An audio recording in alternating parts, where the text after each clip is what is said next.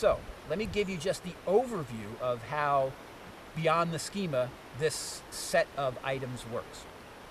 Schema tells you how you can encode the instance.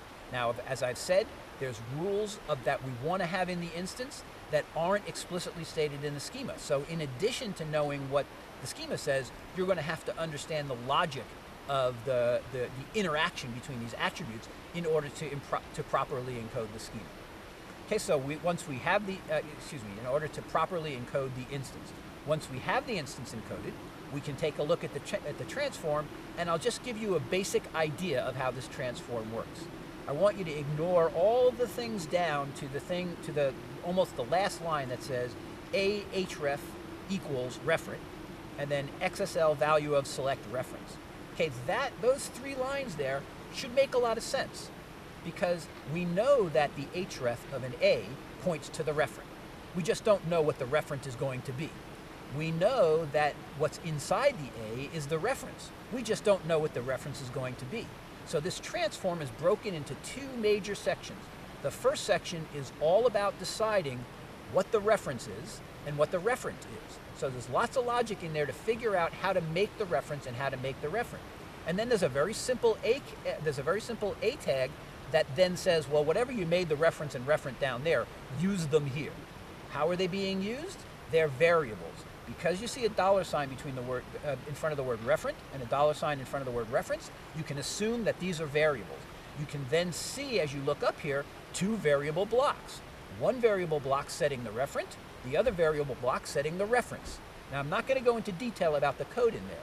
One more thing I want to point out here at this point is that we have 2 templates here. We have a template match xref complex, and we have a template match reference. Okay, so the first thing that happens is, and you can see this, in our instance, the first thing that's going to happen is we're going to hit an xref complex tag before we hit a reference tag. The xref complex tag gets hit, and then this template runs.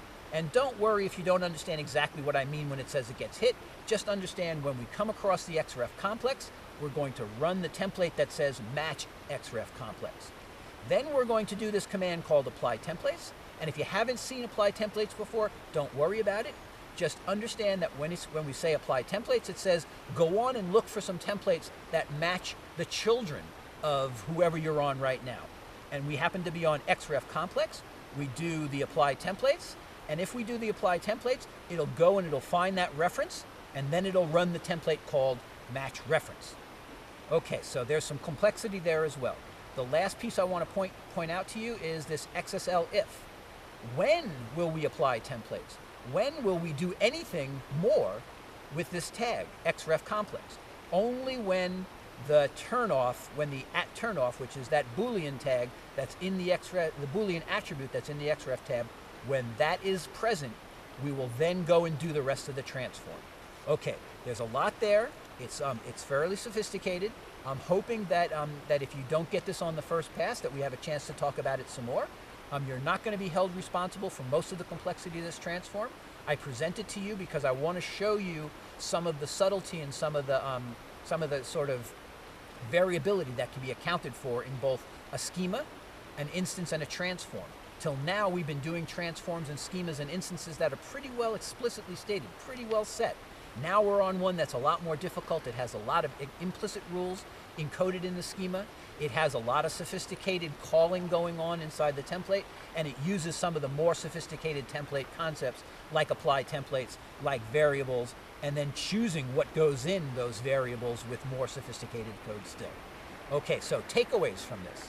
If you take away nothing else, take away the idea that we have implicit rules inside of our schema that have to be enforced in another way, for example, telling the author what to do, and explicit rules that force the author to author in a certain way. The trade-off of making all your rules explicit is that your schema becomes very complicated and very convoluted, and lots of tags and lots of children. A schema that's simple is almost by definition one that demands a lot of understanding and intelligence on the part of the user of that schema. And you'll see if you look at all the different examples that there's lots of different ways of formatting this this instance so that we get all the different specifications for this xref scenario. We get the internal versus external links. We get use the title instead of using the text that I type in there. And we're also allowed to turn the entire link off.